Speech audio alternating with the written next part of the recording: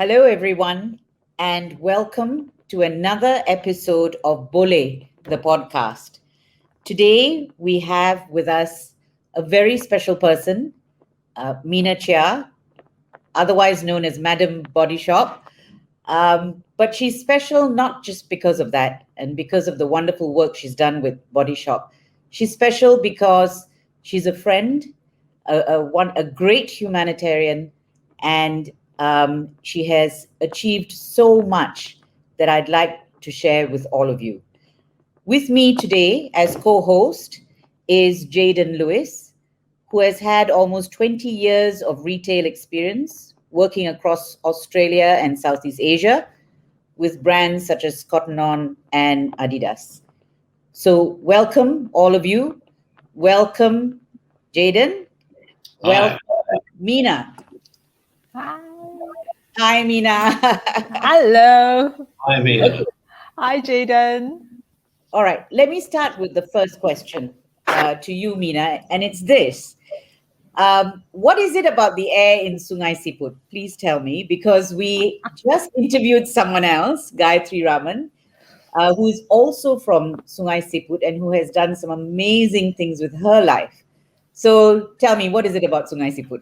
I can't claim to know that much because I was a baby when I was born in Sungai Siput because my dad was stationed there as the OCPD in the area. And then right after I was born, he was transferred off to Cameron Highlands.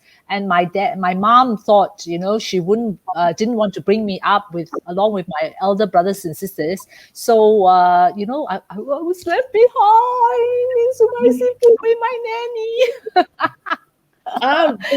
Okay. Apart from being born in Sungai Siput, I didn't really have that much to do with Sungai Siput, I'm afraid. But there's clearly something about the air that you all breathed. Yes. It's the proximity, it's the whole Ipoh influence. Oh, I see. So you're claiming it's the waters that flow through the limestone caves and then comes out. And that's why Ipoh girls have this myth about being very like tofu, the skin is like tofu. Okay, so that's your answer and you're sticking to it.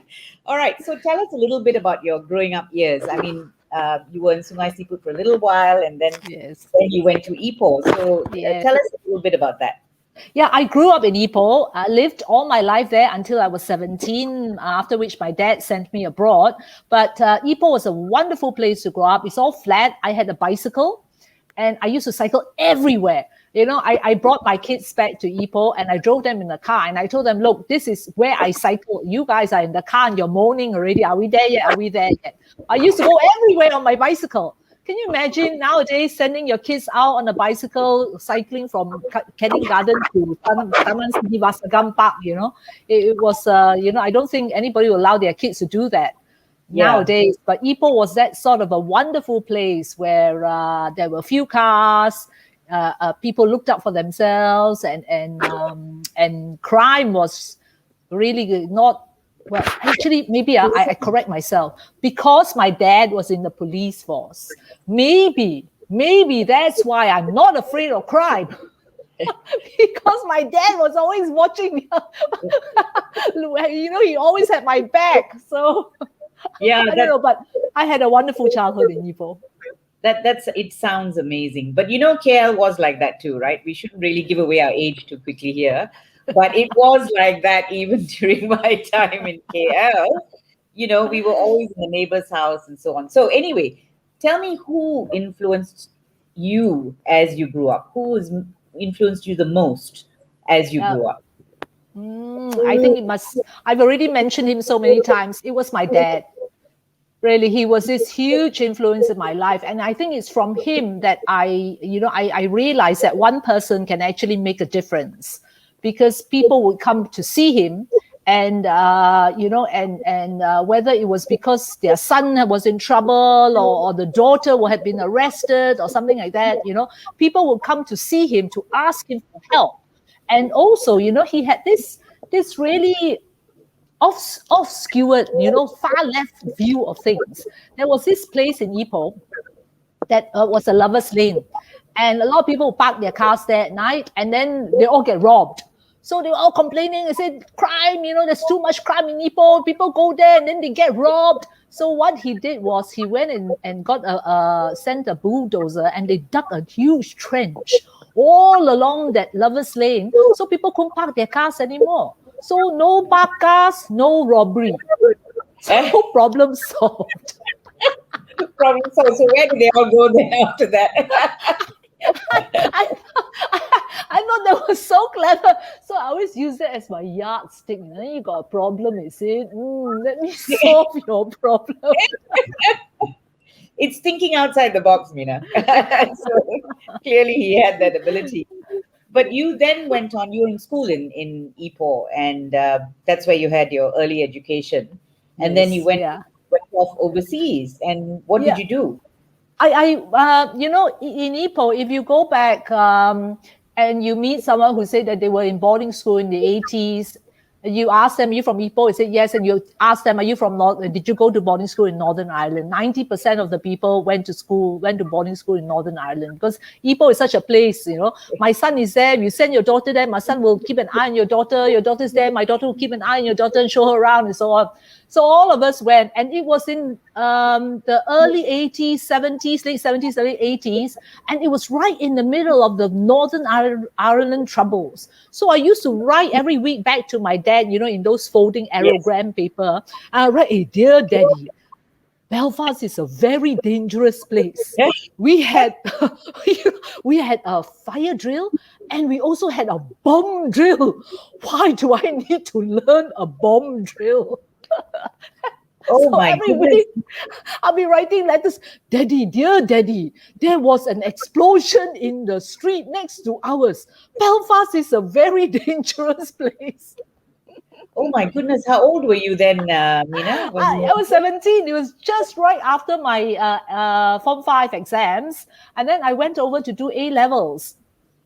And so the thing is, I really wanted to go abroad because, at that time, everything was coming out of the UK, the music, the fashion, it was really like the epicenter of everything. And I really wanted to go. But when I went there and I got sent off to Belfast, in Ipoh at that time, we had a sit-in KFC.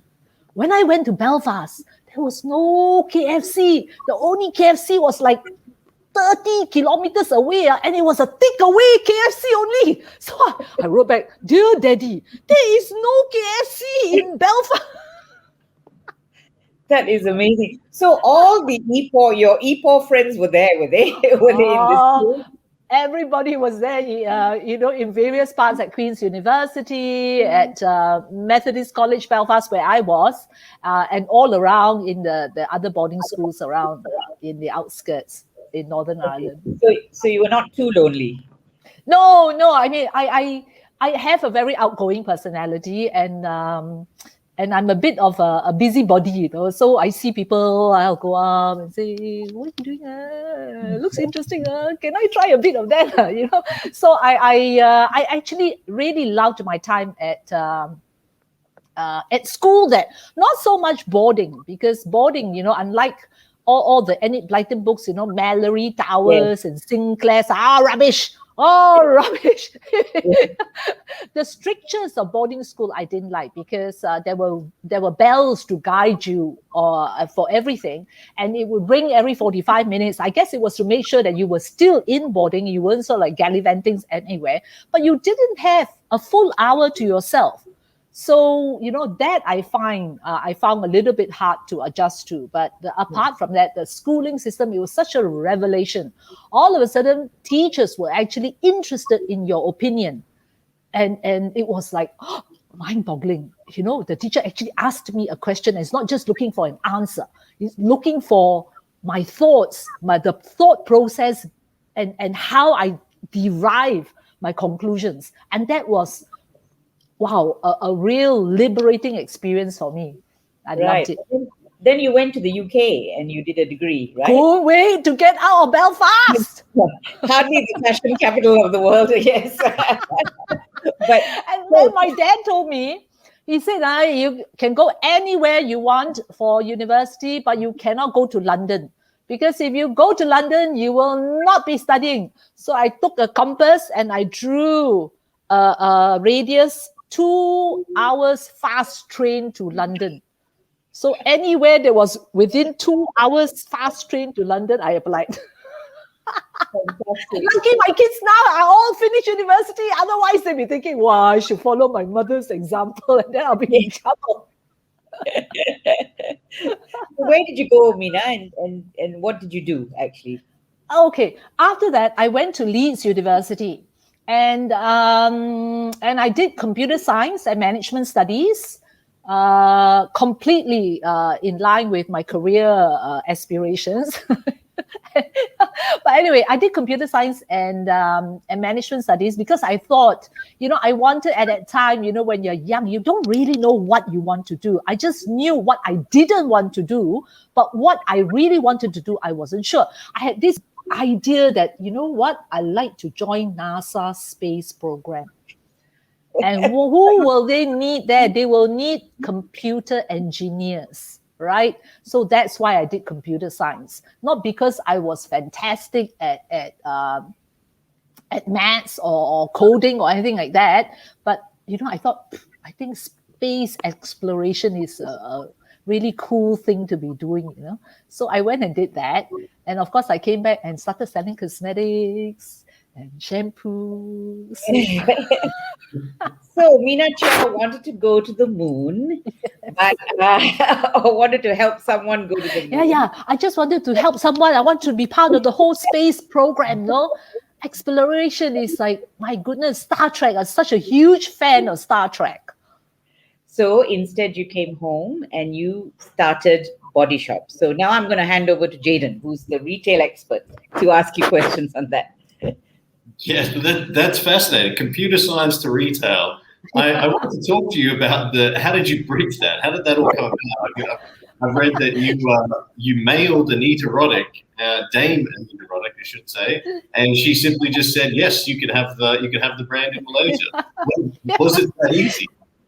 Yeah, it was just that easy, because this was in the early 80s. I come back from university and I thought, okay, fine, I still wanted to go to NASA. So I thought, okay, fine, better join an American company, right? So I wrote off to IBM and Hewlett-Packard. Hewlett-Packard came up with the offer first, so I joined them.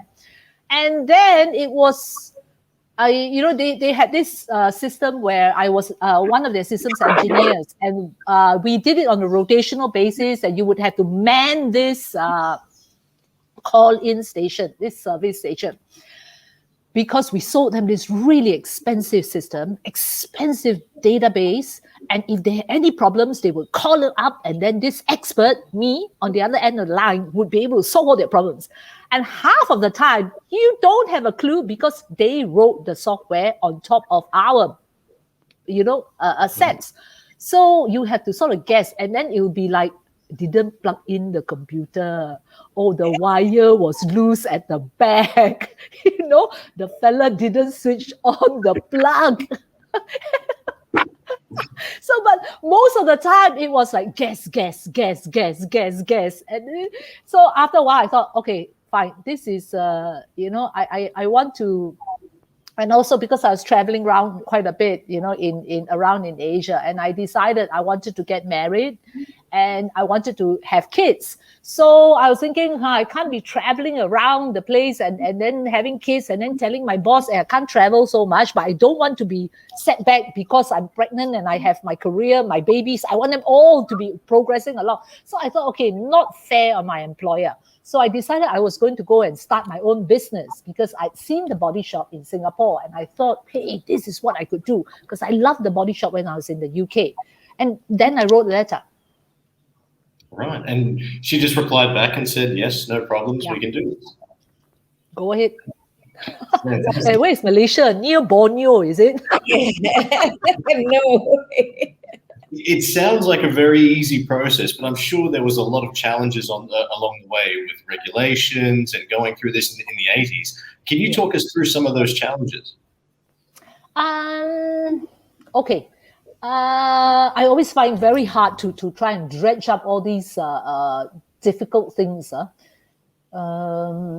Okay, in the 80s, it was more of getting the body shop's concepts accepted in the market, because at that time it was already products were already not tested on animals, and we were all talking about natural ingredients and so on. And that instead of working for the brand, was actually working against the brand.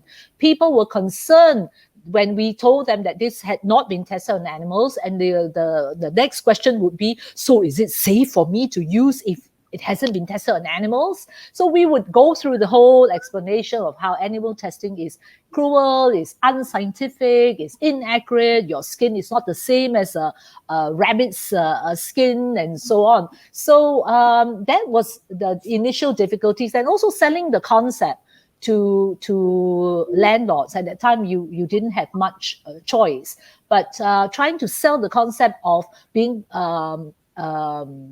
using ingredients that are close to source, not harming animals, and being sensitive to the planet, and so on.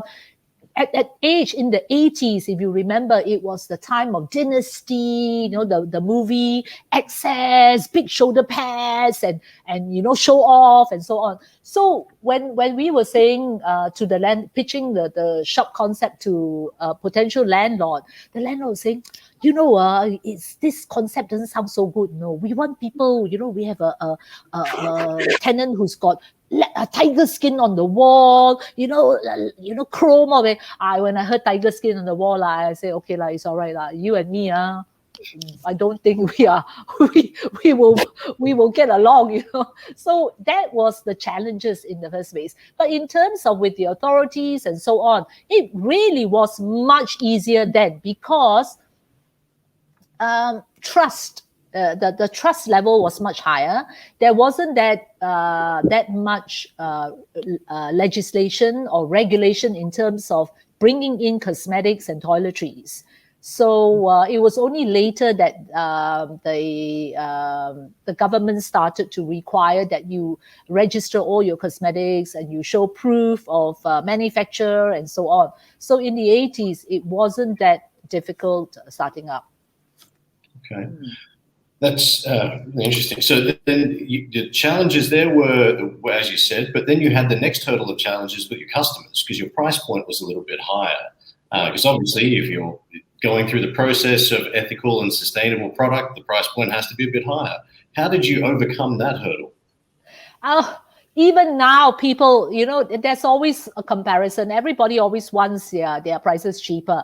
I do this thing when I'm doing pricing for new products. I go and ask, even my staff, we'll have this whole team sitting down there, and I'll ask them, how much do you think you pay for this? And then they say, I think maybe $50. Then I know the correct price is $65.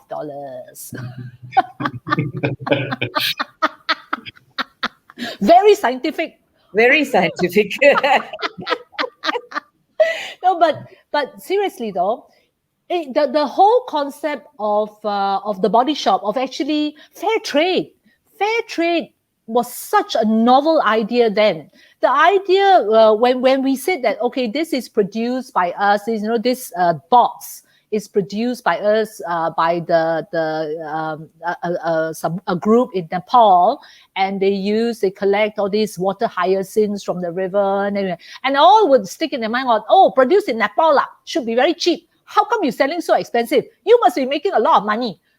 But the idea is, if I was going to go to Nepal and press the guys for a minuscule price, then what is this whole concept of fair trade about? So it was a lot of explaining, a lot of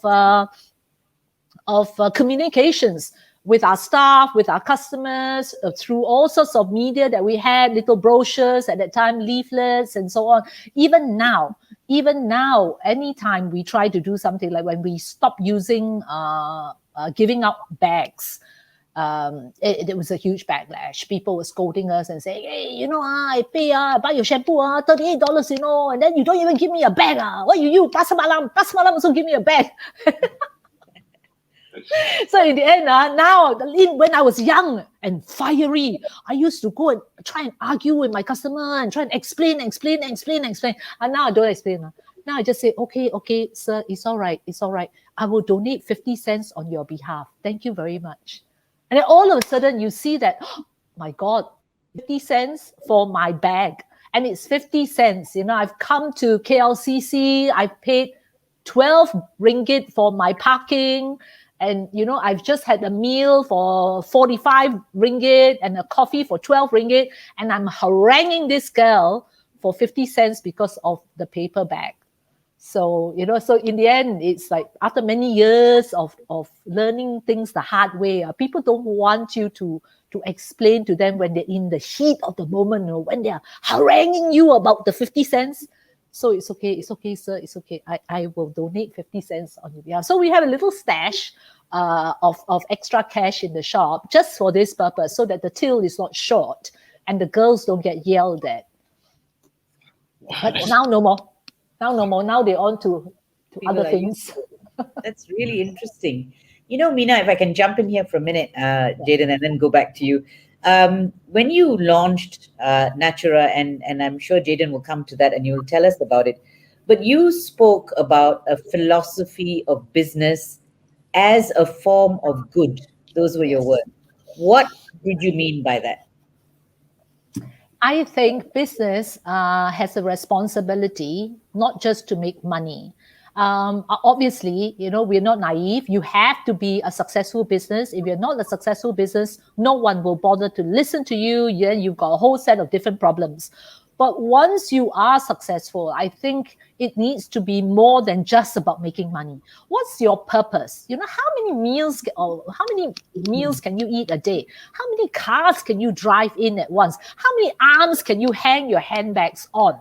So, beyond that, what is the purpose? Why should people come and work for you instead of someone else? So, it's all this is what I believe in.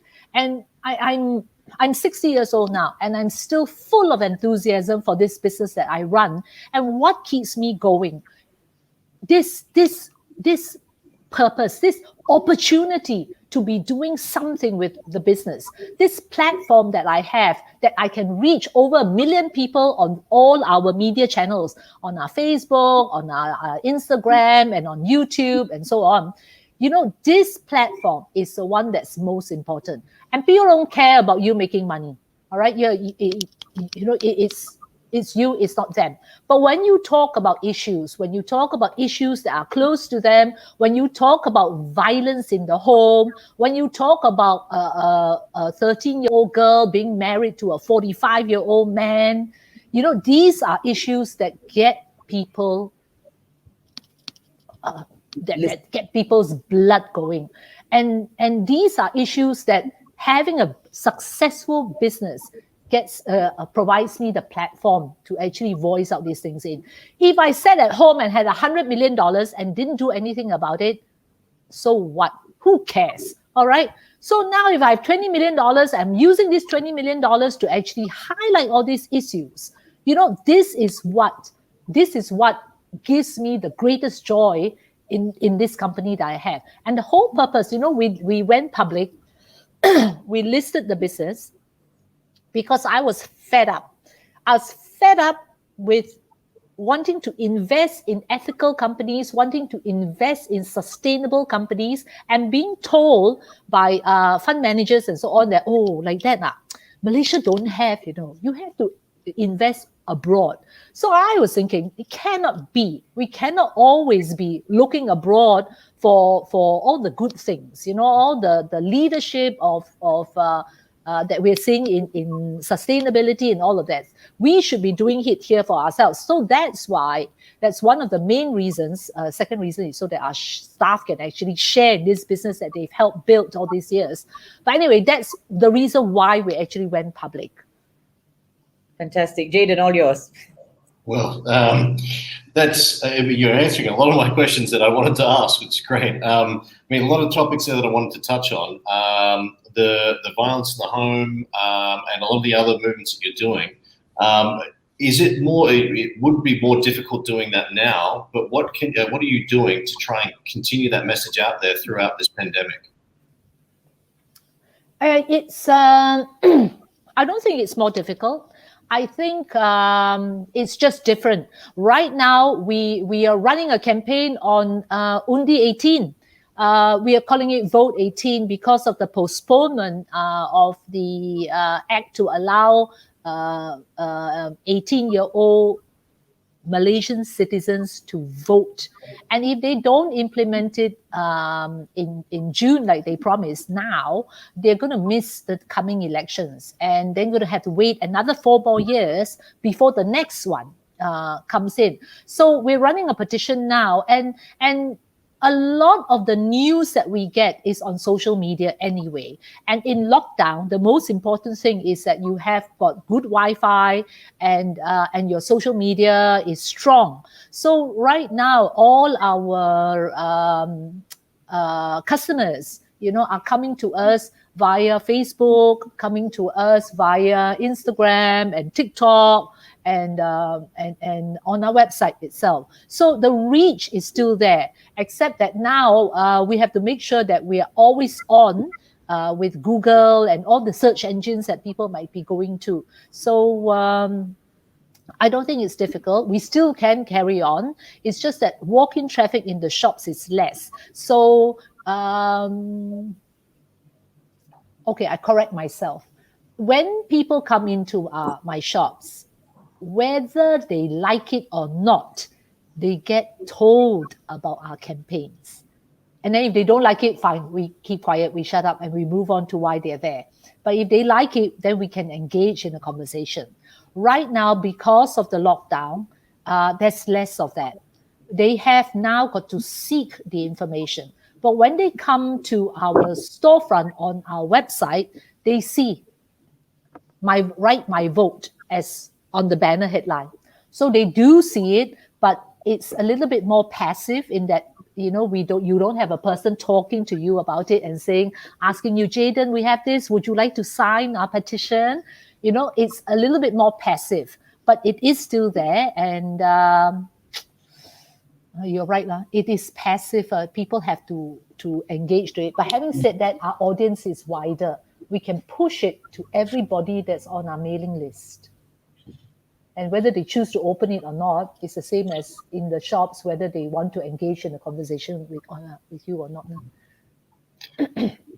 And loosely leads me to my next question as well. When the COVID-19 pandemic is over, or we're normalizing or finding that new norm, what do you want to do to push these, to push all of these aspects of your business forward? What are the new things that you want to get out there and do? Right now, actually, we are already going in. The direction of the business in Malaysia is actually omni-channel. We've been working to enhance all the different channels of shopping for our customers, call and collect, click and collect, e-commerce, as of course, and a referral program. We are going to be going along on that. That hasn't stopped. In fact, that's accelerated. What's not happening so much now is store openings, the traditional method of expanding a business. That's going to take a back seat because traffic patterns are changing constantly during since COVID started. Malls that were very famous for having a lot of traffic are no longer the malls of choice for many people. It used to be exactly opposite, everybody goes to Pavilion, so I also want to go to Pavilion. Right now, everybody goes to Pavilion, better not go because so much COVID there, So, but we've got to see whether these traffic patterns stick. So we're going to take a little bit of a time to observe whether that continues and where the traffic, patterns settle after COVID. But for places like Vietnam, we are exploring, we're considering things like the body shop at home, which is direct selling. So it will give us, a much faster reach to a population, a country like Vietnam, which has over 90 million people. So different things for different markets. You were mentioning a lot about the traffic and the malls and things like that. I mean, in 2019, retail was doing quite well with expansion happening, a lot of malls opening. Some may say that there was a saturation point that we've had exceeded. I would like to get your views on that. 2019, the retail scene, to where you think in 2021 and beyond, the retail scene will go in Malaysia. I think we're probably going to go the way that the US and the UK have they pointed out the future. And e-commerce has accelerated tremendously over this last year. Our e-com business has actually quadrupled from where we were in 2019 to where we are now. And that is because of COVID, because of people being at home, because of people not being able to access their stores. Although they love shopping we love our malls. We go to our malls more than just for shopping. We go there to be entertained. We go there to meet our friends. We go there for just to enjoy the air conditioning. So I think some of that will return. But many people, having experienced the simplicity, the ease of e-commerce, are going to split their shopping budget between e-commerce and in mall experience. So I think there's going to be a big shakeup in malls. But the thing. Landlords are still, I think a lot of landlords are still in la la land, they are still expecting rents to remain. Yes. You are not getting the traffic that you used to provide to your tenants in 2019. And in 2020, 2021, the traffic has not returned. So you cannot be expecting your incremental rent,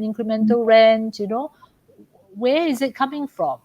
So, but right now, landlords are still holding on to rents. And I think it's just, if you can't afford it, you can't afford it, right? So is it safe to say that aside from your brand, you would expect some other big name brands to minimize their retail footprint, brick and mortar wise, and focus? I mean, you definitely have done a fantastic job with the omni-channel, but you expect other brands to focus on that as well. For sure. The people who have not invested in not even omnichannel, so many retailers have not even invested in e-commerce. So right now they are suffering. But that's why you see Shopee and Lazada is booming, because at least they can say, go on to Lazada and start selling their goods on Lazada. But at the end of the day, you really want to have your own brand.com. Otherwise, you're going to be at the mercy of the marketplaces, and you're going to replace the tyranny of the landlords with the tyranny of the marketplaces. So you really have got to be building your own brand. That's very interesting. If I could jump in here, Jayden. Mina, Body Shop is 100% vegetarian, like me. Natura is 100% vegan, but it's popular now. I mean, I know you will always tell the truth, Mina. When you say you're 100% vegetarian, and Mina Phum says it is, it is. My concern is with other products who claim to be, eco-friendly, etc., and we can't be sure. So what do you say about that? Right now, there is the rise of the vigilante consumer. Consumers are skeptical, and they will test you out. For there's this big brand in Malaysia, this Korean brand in Malaysia called Innisfree, and they were going on about how they come out with a paper bottle, no more use of plastic. They were now selling this product in a paper bottle. huge accolade.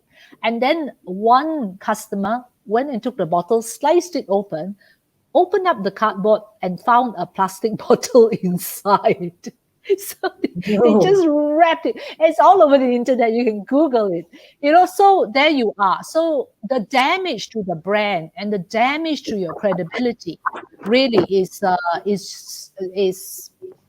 tremendous. But even for ourselves, you know me, and I know the Body Shop. I've been there, and and it's a big brand, and the brand, but so is industry, right?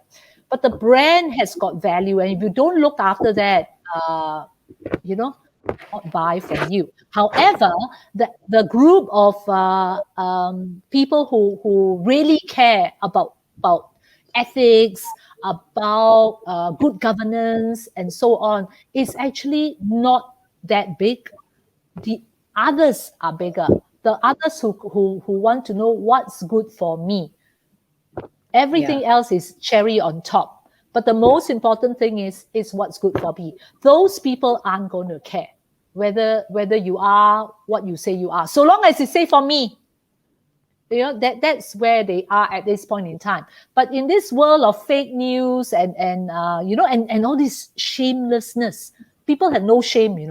They lie and they cheat and they get called out on, and then still next day still going out, still lying and cheating, and so what?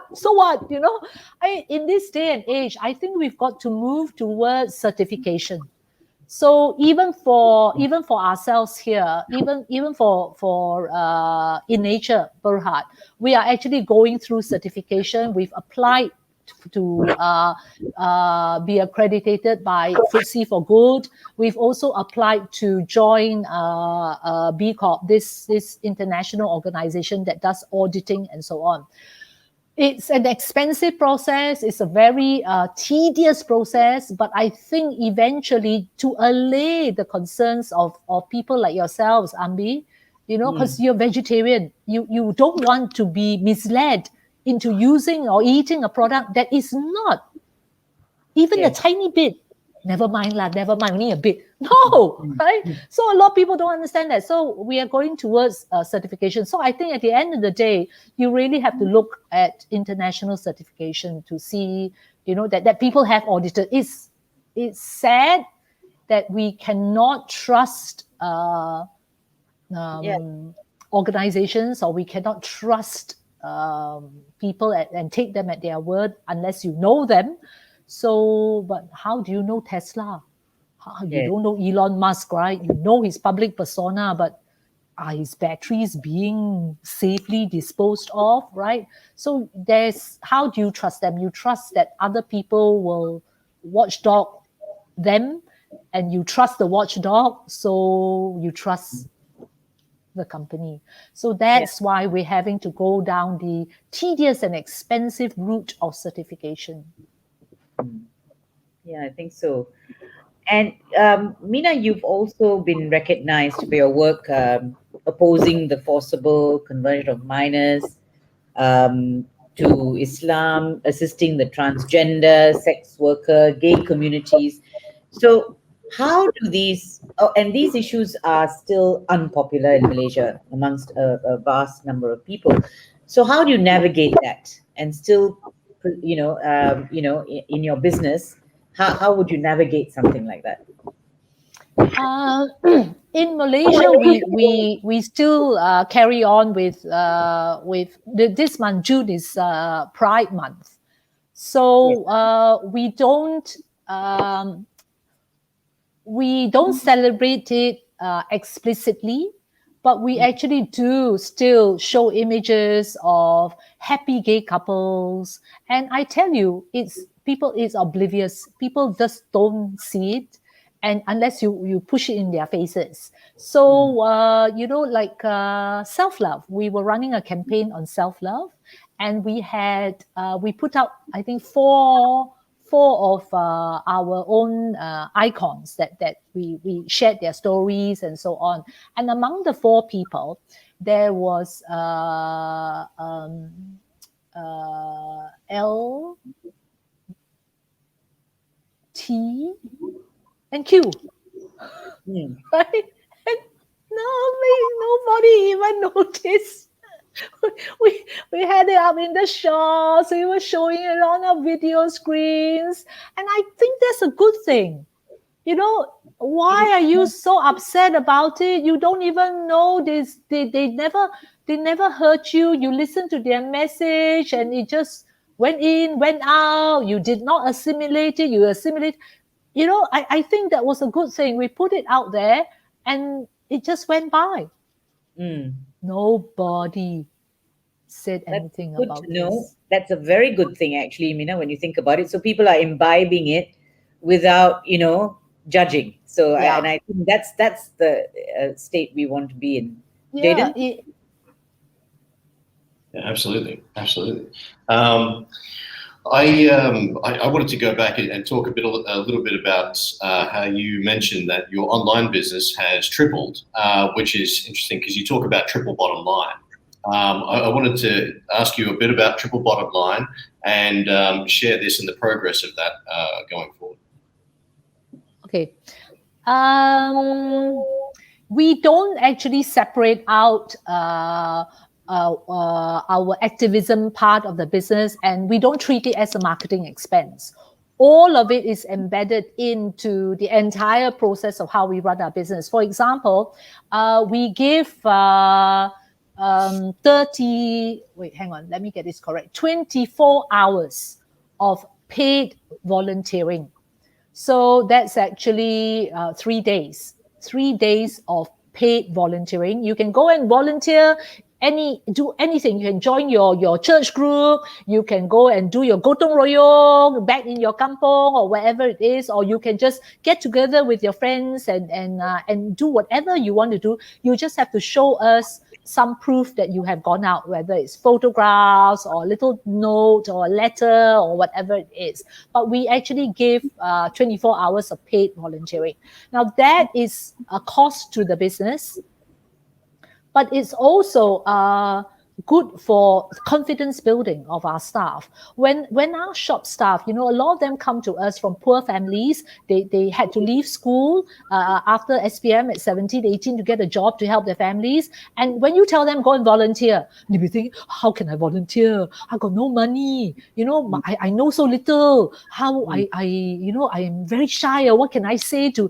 And then you organize these events and you say, okay, we're going to go to this old folks home. We're going to go and help clean and wash and wipe down the wheelchairs and just do that for a day. And then everybody get together and we're going to do a little dance and sing a song and serve food and so on. And after that session of volunteering, they come back and you can see that they're like, the whole demeanor, the whole confidence of that Amazing. person. It's the change is amazing. They feel that, hey, look, I actually helped someone. Someone said thank you. All right. And that changes a person. So that 24 hours of paid volunteering is all part of the package of being an employee in our company. And it's still to this day, sometimes we find people who say, I don't want to volunteer. I don't want to volunteer. Fine. Right? Don't volunteer. But your 24 hours of volunteer hours, if you don't fulfill them, you don't get a check, a tick box in your annual assessment, and therefore you don't get the marks for that annual assessment. So it's up to you, sort of lah, right? You want your marks, you volunteer lor. You don't want your marks, then don't volunteer lor. But anyway, back to the triple bottom line. So we don't really separate it out and count it like that, but it all goes in the system, and a lot of these benefits are quite intangible. Mental health, general well-being, confidence level, a sense of achievement. So to constantly motivate someone who is selling shampoos and face cream and aftershave lotion is quite hard. So being able to offer them the opportunity to step outside of their daily jobs, is actually, I think, quite useful tool of motivating our staff, of engaging our staff and getting them to stay with us. So retention. So that, how do you value that into your triple bottom line? It's not something I paid an outside trainer to come and coach my people on. It's something that we devise, that they experience themselves, and then we reinforce that as they stay on their career path with us.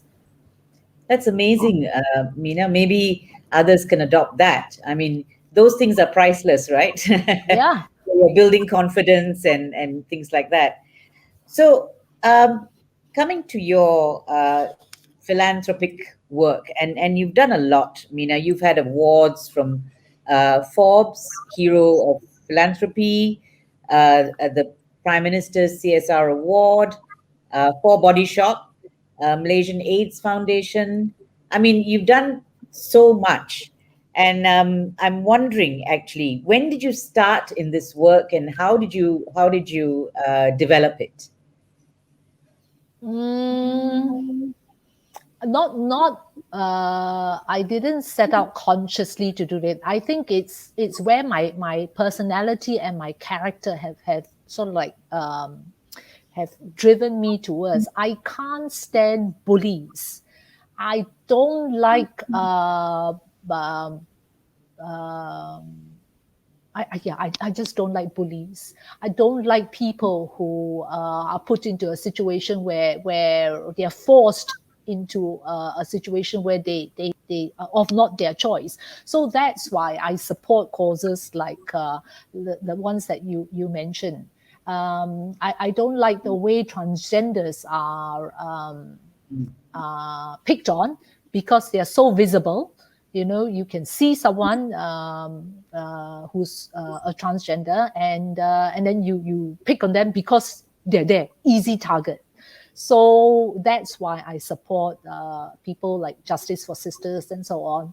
And these are organizations that don't get much support. These are organizations that people find hard, uncomfortable to deal with. So, and they get very little funding from mainstream funders.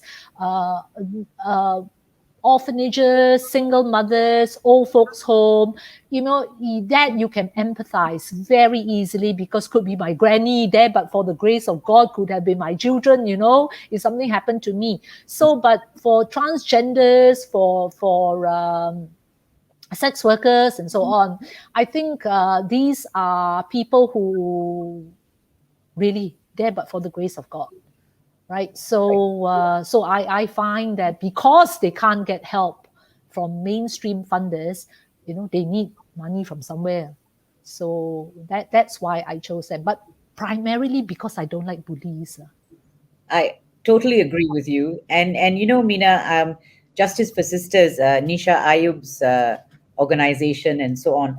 Yeah. We keep getting these news items of another transgender murdered, and then no one does anything about it. So isn't it a pity that in our society some people are just not even treated as human? I mean, and Yeah. and I suppose that's what drives you as well. Yeah. Yeah. Yeah.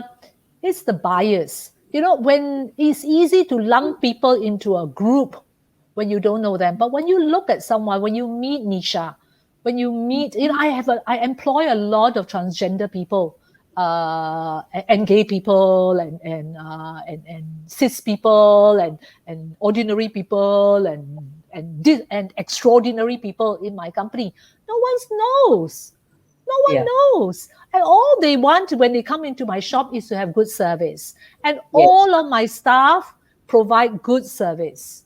So in this kind of, I see hope in this kind of a situation that people can work together, they can live together, and all be providing an equally excellent level of service despite their preferences, their sexual preferences, or how they look, how they be. Everybody comes into my shop, and if I didn't tell you, you wouldn't know. And No. why do you care? So again, with my I don't know, is this stealth marketing? Is this like like insidious Not insidious at invasion all. into the consciousness? Improving. They come into my stores and they're happy. They're happy to be served by my staff. And you don't care. You just want good service, and you do get good service. So why can't you extrapolate that into your daily lives? Why do you sit at home at your keyboard and spew out hate from other people? And then I cannot understand how people can disengage online, and in a general sense, they can hate people.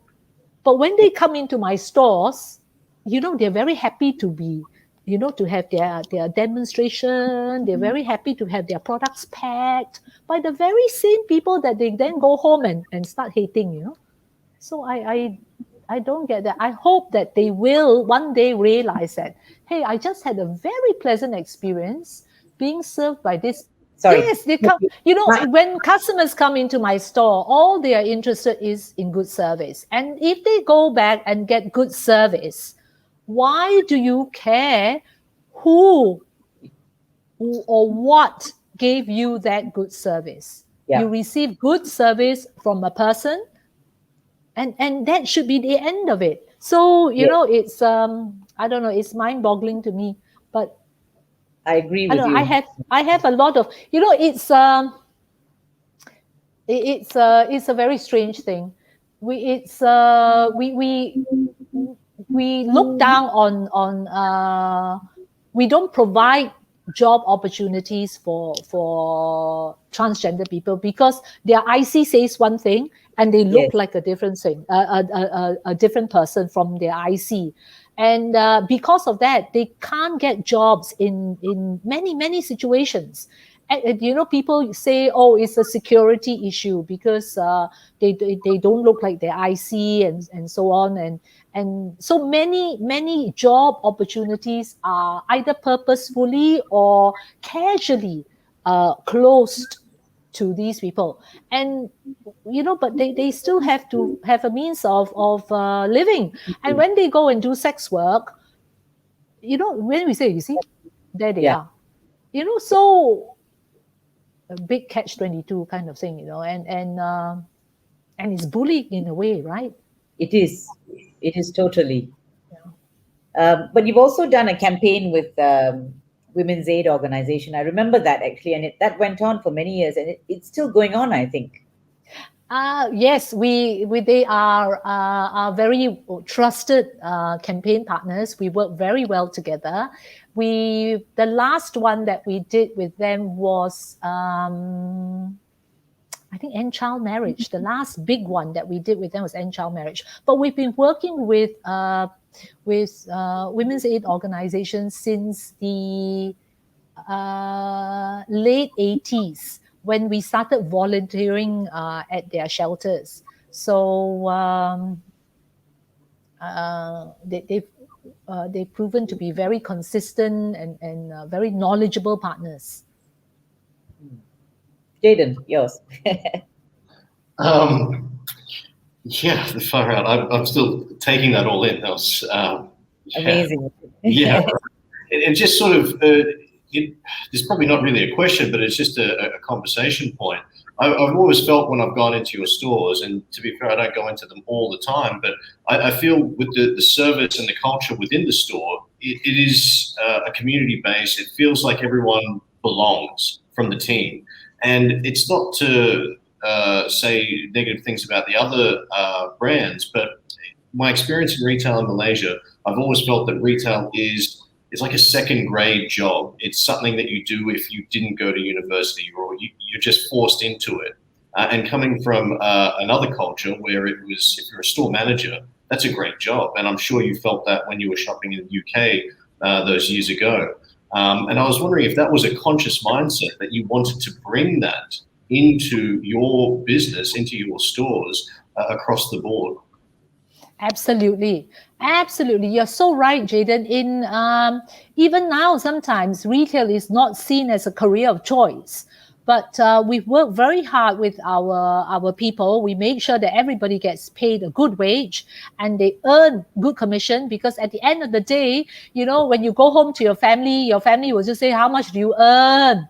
Right? And that is a big mark. It shouldn't be the only one, but that is a big mark of self-esteem. So we make sure that we have that, and it's like hygiene, right? But then beyond that, we involve our staff in the volunteering program.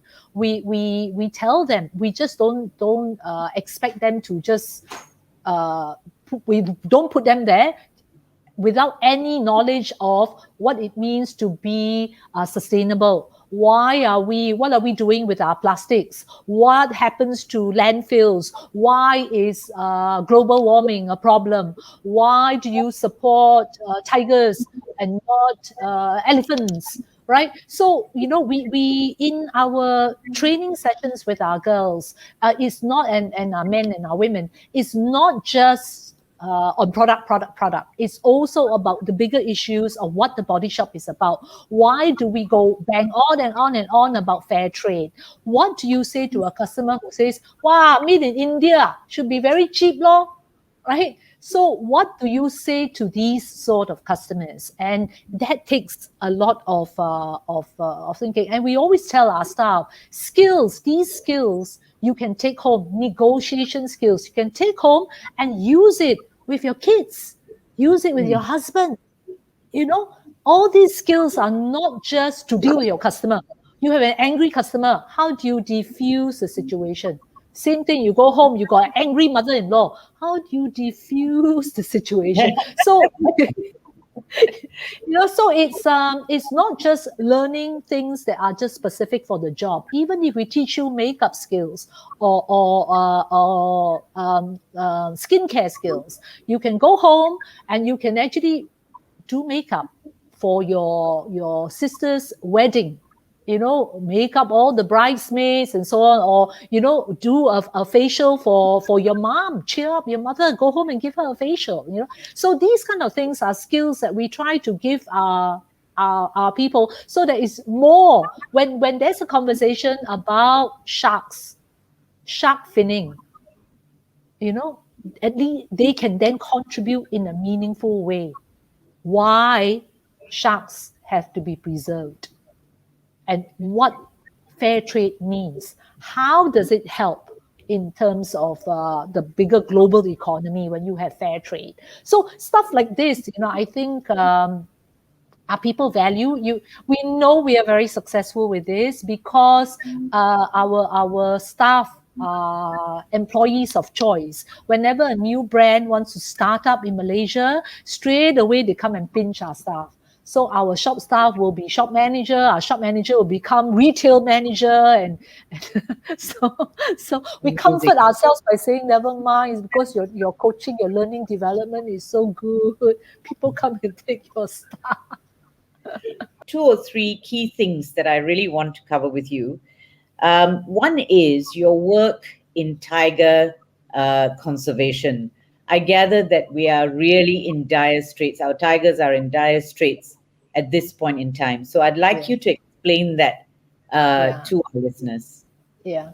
The last time that there was a tiger count, there were only less than 200 tigers left in Peninsular Malaysia. And this is the Malayan tiger.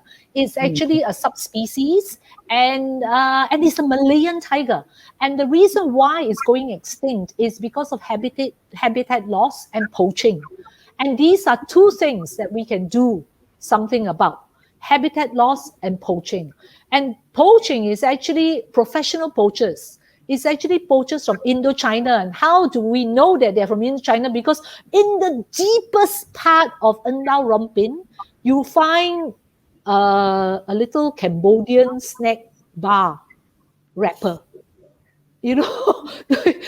Where did this come from? And you find like sacks of rice sacks with Cambodian or Vietnamese writing on it.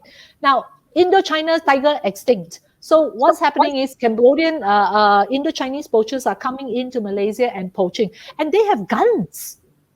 So isn't this an intrusion, an armed intrusion into Malaysia?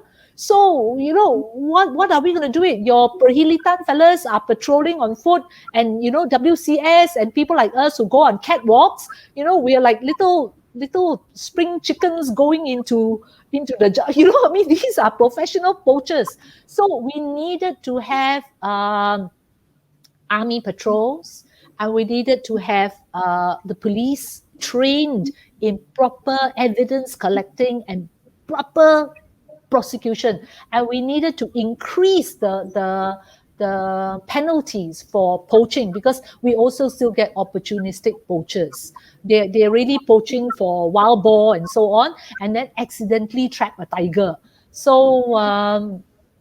So that's what we were working on. We had a campaign, it was very successful. We actually collected over 80,000 signatures, and we took it to Parliament and presented it to the then minister, who was, to his credit, was actually very personally involved in, very personally invested in preservation of Malayan tigers. Right now, with everything suspended, we don't know what's happening with that. The funds that we've been giving for patrolling, we've allowed for it to be diverted to food aid for the moment, because the good thing about this lockdown is that the lockdown also happens at the border, so there's less poaching going on as well. So tiger populations are in some areas are actually increasing, because tigers are like cats. If you leave them alone and they have sufficient prey, they will breed and they will revive. But the thing is, you just need to keep the poachers away, and you need to make sure that they have a long, contiguous area to roam, so that you don't get human-tiger conflict. So, but that is a small success story that's happening for us. Thank you for that, Mina, because I think it's important that our listeners know about this and know what a big problem it is. Of course, it begs the question, how are these people coming in through our borders, our very Yes. porous Yeah. borders, Yes, How are and they and coming? that's what our petition to the police and to the last IGP, he actually had a squadron of Orang Asli policemen who are patrolling with Perhilitan. So I hope that's still going to be a thing with the new IGP. I mean, we really need it. It's on their logo. Right, Yeah, it's on the Police right, Diraja Malaysia logo, right? We everywhere. don't want it to be extinct, and then what is that? What's that? And you've got an extinct, Yeah, correct. you know. Good point. Good. So that's what we wrote to them, and we said you have to protect this, and these people are they're armed. They've come into our borders. They're obviously illegal. They have weapons. So it's a little bit like Lahat Datu, Yeah, right? So people right. take some. Absolutely. So finally, Mina, just to wrap up, and then of course I'll ask Jaden if he has anything else to ask. Now, you've traveled. Now, this is the other part of Mina Cheah. You've traveled to Mount Kilimanjaro, trekked to the Everest base camp, rafted through 41 rapids down the Zambezi River. My goodness me, Mina. That's the other part of Mina Cheah that a lot of people don't know about. So tell me about that. I decided I was going to go on a walk. And then I have this book on 500 wild places to go. And I thought, if I'm going to go for a walk, might as well make it an epic walk, right? Don't waste your time doing all these little walks. So I said, okay, what's an epic walk? And then you Google it and it comes out Everest Base Camp. So I said, okay, I'm going to go Everest Base Camp. So then I thought about it, hey, I don't want to go by myself, All right, just in case I want to moan about something, I've got no one to moan with. So I rang up my friend. A lot of people are very fit, but not many people, I think, can undertake the deprivations. I mean, no toilets and the cold and the bad food and very, very basic accommodations. So, I called her a friend, and then she said, yeah, okay. So the two of us, we went. That is And then amazing. Rapids. it- Yeah, go on. Go on. yeah, it's I'm really, really glad I did it, because you know how everybody says it's a journey, it's not the destination, it's the journey. But Everest really, really is a destination, because Wow. you're walking up and down the Himalayas, and the Himalayas is vast. Everywhere you look is a vista of mountain ranges, and then you turn there, oh, Ahmad Ablam, you turn there, oh, Kutsi, you turn there, Everest. It's amazing. So at any stage, I could have stopped, because after 6 days, 7 days, the mountains are like still far away, So, I was thinking, it really is a destination, because you want to get to that space, so you keep on walking and walking and walking, walking. And Wow. anyway, it was an experience. So actually, after Everest, one walk, that's it, finished, right? No more walking, right? Be a good Malaysian and drive everywhere. But then my friend, as you go down, you get more and more oxygen. So you become quite euphoric, because so much oxygen in your head. And then I'm walking down, and then she Sorry, shouts where back is to it, me. She says, Mina? Mina, after Yeah. this, we go and do Kili. So I said, yes. Actually, I didn't mean it. But true enough, the next year, she calls me and she says, hello, we're going to Kilimanjaro. Wow. So actually, Kilimanjaro was not my idea, all right? But it was because she came with me. I thought, cannot say no to her, right? So I went with her to Kilimanjaro. Amazing. And the rapids. Oh. What were you doing on the river Zambezi? Okay, that whitewater rafting, I tell you, that is an experience and a half. It's the Zambezi River that's famous for hippopotamuses and crocodiles. All right. And hippos are the most dangerous animal in Africa, because they kill the most people, even more than crocodiles. So then we say, yeah, so dangerous. Huh? Said, no, don't worry. Where you are going, the water is so turbulent that the hippos and the crocodiles get smashed to death on the rocks. So no hippos and crocodiles. So I said, but anyway, that was because it was the 30th anniversary of the Body Shop Foundation. Right. So I did that to raise money for the Body Shop Foundation, because it was the 30th anniversary. So I went and got people to donate funds, and it was so funny. It was actually during the Ebola times. Wow. If you come to my office, I've got a big map of Africa, and I've got like Ebola at Sierra Leone and up at the Ivory Coast, and I've got Zambia and and Zimbabwe right down at the bottom. People don't realize Africa is a huge continent. So I had people calling up Simon and telling, hey, very dangerous, I give you money, you give to your wife, you tell her, don't go, I give her the money, don't go. But it's a huge continent. So, anyway, I went, and it was a fantastic experience. It was a marvelous experience. It was very scary. I think that was, after the first time I fell over, whenever the rapids came, you can hear it before you see it, because it's all going downhill, right? You can hear the rapids. As soon as you hear the my heart will start pounding. Oh my God, get me out of here. Oh my God. But you're paddling and going forward. There's a meaning to this, My God, Mina. You know what I think it is? I think it's all a reaction to not going to the moon. The moon. But it sounds amazing. You are very, very gutsy, Mina, to do that. Now I'm going to round off. Jaden, any other questions that you may have?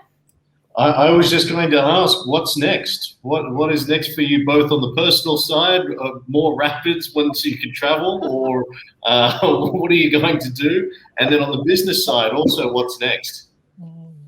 Okay, business. We've got a lot to do in Vietnam because we've only got 34 stores in Vietnam now, and Vietnam is a huge country and it's got huge potential. It's really benefited a lot from the trade wars that's been going on between China and the US. So a lot of investments have gone into Vietnam. So I think it's ready to grow. We've been waiting for spaces and so on. And right now I'm thinking that no more waiting. If spaces don't become available, we develop other channels. So we've already got click and collect, call and collect, e-commerce since 2013 on in Vietnam. I think it's ready for a different channel to be opened up in Vietnam.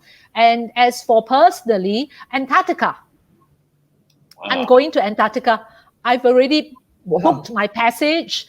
I've bought my super heat tech clothes, still in the packaging. All right, waiting to go to Antarctica. Wow. That is amazing. All right. We look forward to talking to you after your After return. you come back, yes. And we want to see how much ice is left. Yeah, I know. That's why I want to go now. Yes. I want to go now.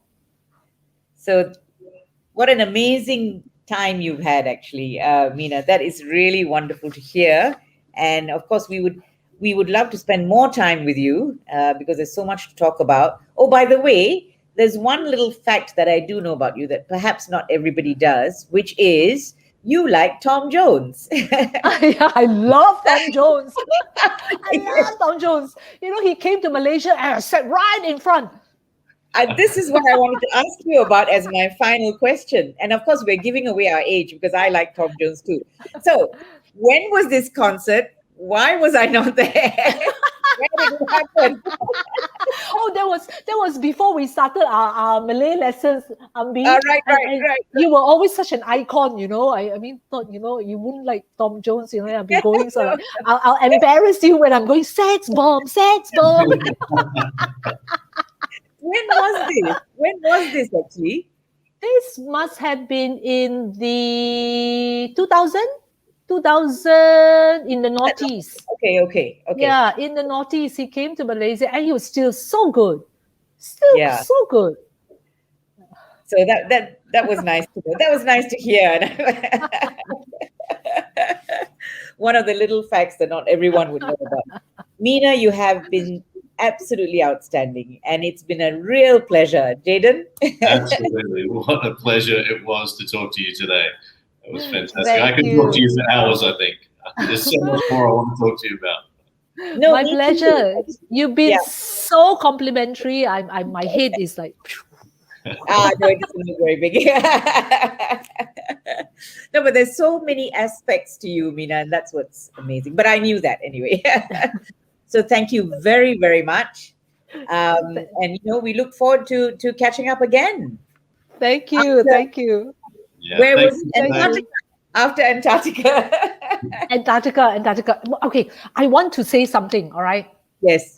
You know, when we were doing our Malay classes together, you know, Yes. first of all, we all came in with such different objectives. You wanted to be able to speak well at your ceramahs. Ivy Josiah wanted to be able to speak to the policemen at the police station when she was advocating for her victims of violence. Correct. And Zaina wanted to be able to argue her points with the ulamas in Malay. And when she was angry, she still wanted to be fluent in Malay. And I went in because I wanted to be able to talk about my products in Malay, already sort of like one notch behind all of your very lofty purposes. And then remember that time when the teacher asked us to bring in reading materials. Yes. All right. And you had some law book, and Ivy brought in this garis panduan for orang tahanan, and Yes. Zaina brought in some sort of musawa thing, and I brought in this magazine that said, you know, and on the cover I remember you reading it out. Apa ini, Mina? 13 cara untuk mengamukkan suami anda di dalam bilik kamar. Oh my God, what am I doing with this group of women? They're talking about law reform, and I'm talking about lipstick and eyeshadow. But as I recall, we all dumped ours and read yours.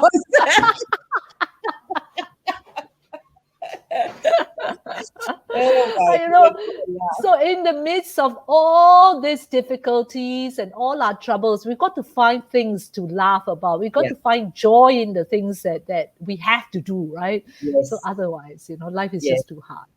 Okay. Agreed. Anyway, thank you so Thank much you, for this Mina. time and opportunity Yes. to talk to the two of you.